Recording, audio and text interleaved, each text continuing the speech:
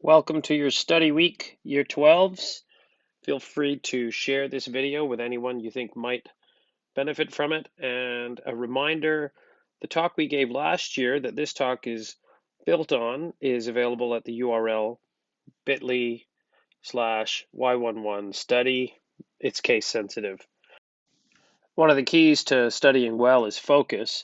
And I get a lot of feedback from students that they're struggling with paying attention or being able to focus for long periods of time. And a lot of that has to do with the nature of your daily existence. You'll see that in my youth, I could only ever do one thing at a time, maybe at the most two. And they were always done in different locations or different places. And therefore, you only could do one thing at a time. And therefore, we learned just by the very nature of the world how to focus. You guys might be struggling a bit with executive function. That is the ability to focus because you are now used to constantly multitasking. You're used to doing all these things at the same time. So, what can you do to help yourself focus if you find you are struggling? Well, you should remember to only do one thing at a time. And that means turn off notifications, turn on do not disturb, um, remove clutter from your area, have a very predefined method for studying. Make sure you only look at one thing at a time. Close all the tabs, close all the windows you don't need if you're studying from your laptop.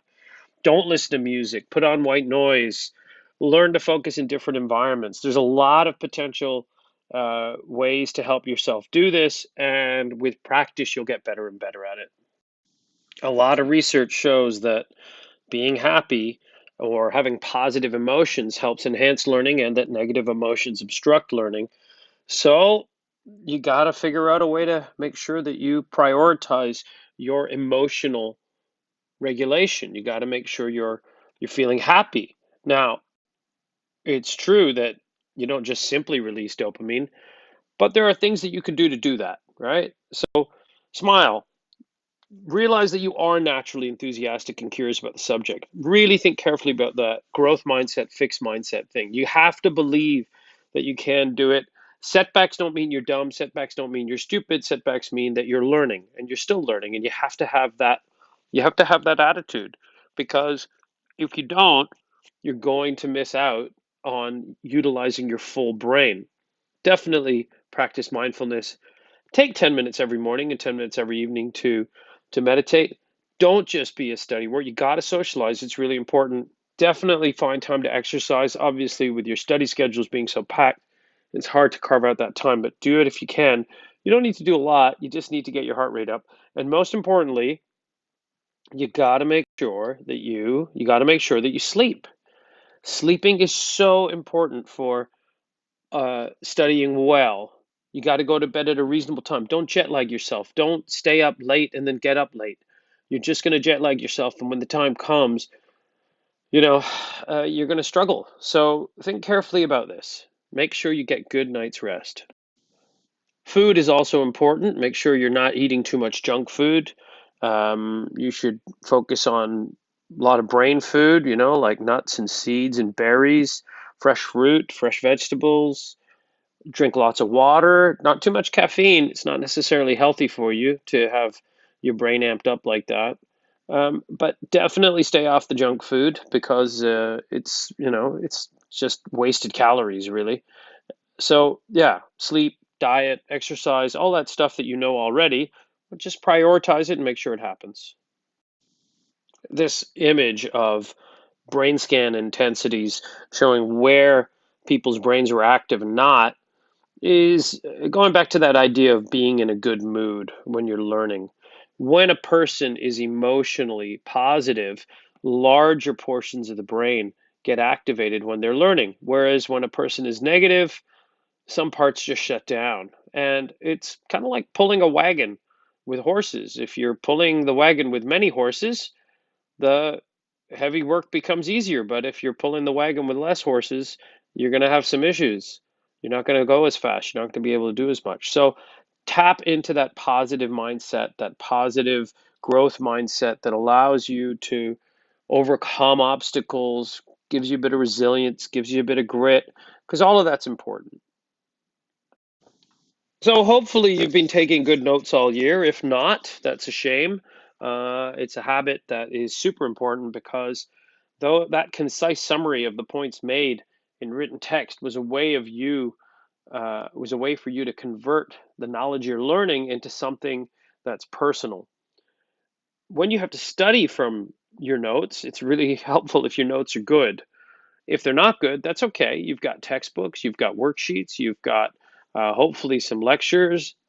All of that stuff's important. And there's nothing wrong with trying to rewrite some of your notes.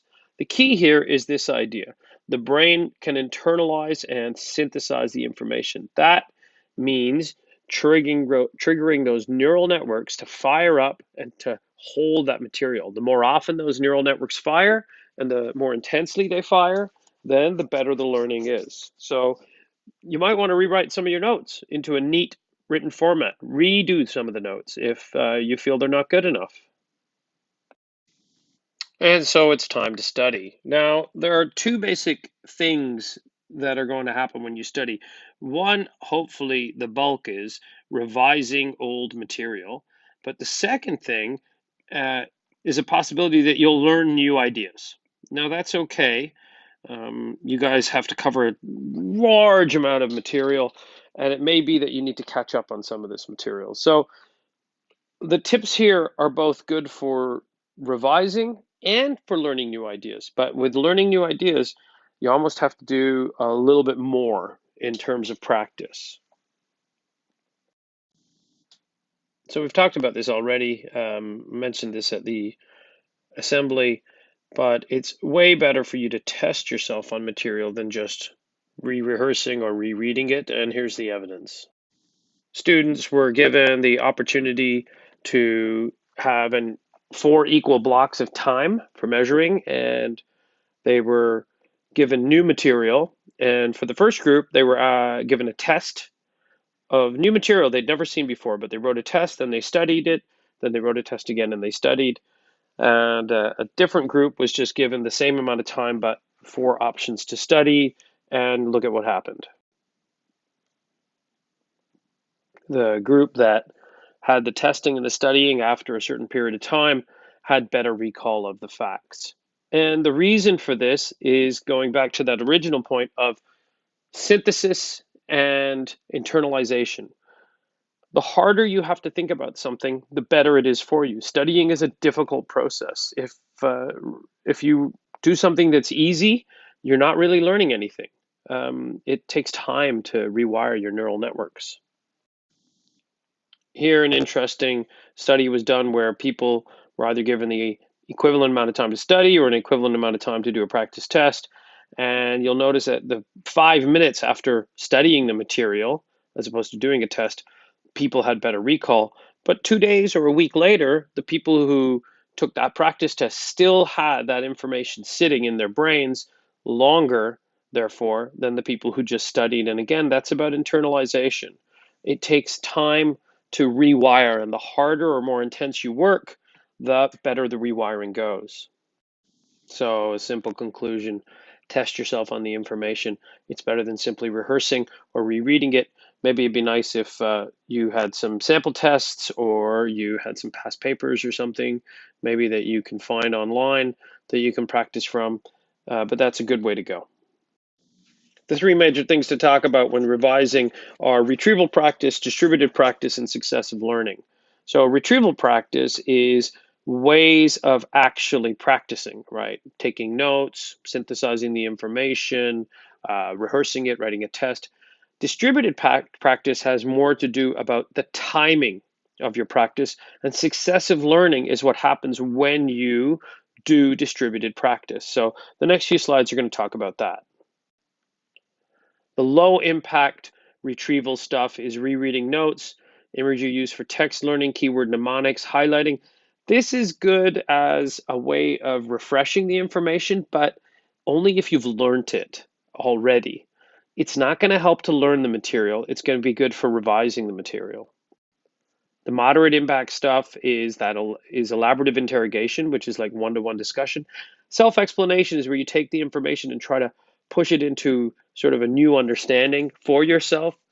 Interleaved practice means jumping around. Don't just do the same thing until you have mastery of it. Do a little bit of one thing and then move on to another, and then you're jumping around your different subjects. And interleaved practice is about pacing and staggering the stuff you're learning. Again, all these things are moderate impact now in terms of retrieval practice. And the final thing is practice testing and distributed practice. These are the most effective methods for studying. So practice testing we know about, and again, if you can go over your old tests that teachers gave you, find other tests, there's loads of information online, quizzes, study guides. Hopefully your teachers have been able to provide you with some stuff, but even if they haven't, you'll find loads of stuff online. Share with your friends if you find something interesting that you can use. Distributed practice is something we're going to talk about next. So distributed practice is when you don't just study everything in a block, one day, cramming. Another word for non-distributed practice is cramming. And the results are pretty simple. If you say spend 8 hours studying for a test on one day, or 2 hours spread across, say, every other day for 4 days, or 8 days rather, and you do 8 hours that way, what happens to the learning? And I think I've shown you this already. Learning is way enhanced by distributing the time. This takes advantage of the idea of sleep. This is about retrieval practice. This is about forcing your brain to knit, long-term memory consolidation. All the reason this is so powerful and such a vast difference. Look at that, from approximately 20 to approximately 60. That's a difference between, a grade of 2 and a grade of 5 to 6. This is huge. The reason it works is because you're taking advantage of sleep. You're taking advantage of how the brain works. You're taking advantage of long-term memory consolidation. This is pretty straightforward thinking. Interleaved practice comes into play here too. If you've got 8 hours a day to study, you shouldn't be studying the same subject for those 8 hours. You should be distributing your practice, but it means you need to start practicing now. You need to lay out your study schedules carefully. Successive relearning is this idea. When you get interleaved practice and distributed practice going, you are going to successively relearn. Here's what happens in the brain. When you learn something new for the first time, it comes up, right? And now you've got the knowledge. And then what'll happen is it'll slowly drop and your understanding will drop. And eventually you'll forget it. However, if you learn it again, you'll learn it again and you'll start to forget it again. But notice, the more you learn it, the more successively you relearn it, right? Here, there's a certain amount of time it takes to forget. Now it's going to take longer to forget. And then it's going to take even longer to forget. So the key is daily, daily, daily, re-hitting that information, getting it back to the point where you understand it, and then always reinforcing it. What a good practice is to make sure that once you've got it and you've learned it, then you use the low impact stuff, the notes, the relearning, to just refresh that memory, just to refresh that stuff. So you got to plan your study schedule carefully. The continued firing of those neural networks strengthens the connections. At first, when you learn something, the connection is weak, but by reinforcing it, the brain will be tricked into thinking, oh, okay, this is important information. I really need to know this. And it will strengthen those. The speed of that strengthening increases if you're in a positive mood or have good emotions. If you have good emotions, the learning happens faster because you reinforce that learning. If you're happy or you're in a positive mindset, the brain thinks, oh, okay, this is really important stuff to know. So let's put some resources to it. You'll be tired after you learn something well because your brain probably uses more energy than anything else. So you got to feed the machine. You got to make sure you're eating healthy food, healthy proteins, healthy fats. Don't skimp on the fat. Fat is super important. Avocados, seeds, nuts, healthy omega-3 rich oils. This is all really, really important stuff. So make sure you eat well. Distributed practice of cognitively difficult tasks leads to successive relearning, which means it's harder to forget. What that means is if you spread out the learning and it's difficult cognitively, that means your brain works hard to learn it, you will continue to relearn it and relearn it, and stronger, and it takes longer and longer to forget it. Again, consolidation of long-term memories occurs when you sleep. If you do not get a full night's sleep, or even if you miss just say certain stages of sleep, you're compromising your ability to consolidate long-term memories. In other words, you are compromising your ability to learn.